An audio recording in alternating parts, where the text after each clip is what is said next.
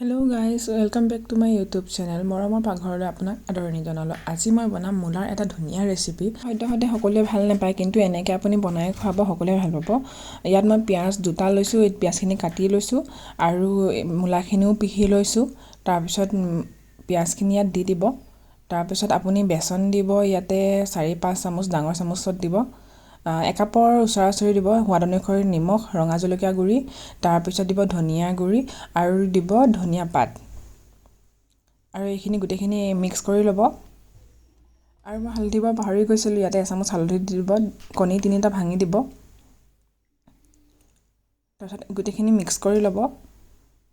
মোৰ মিক্স কৰা হৈ গৈছে। এতিয়া গেছটো অন কৰি কেৰাহীখন পাতি দিব।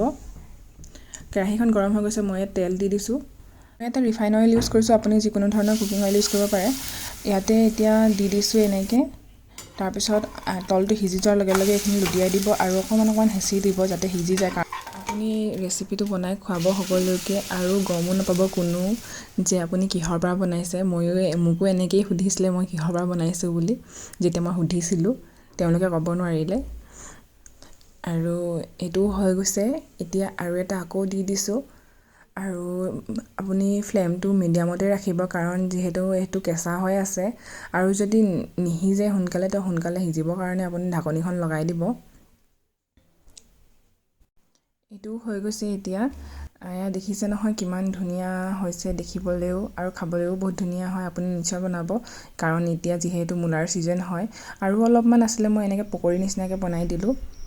আৰু যদি ভিডিঅ'টো ভাল পায় লাইক এণ্ড ছাবস্ক্ৰাইব কৰিব বা পায়।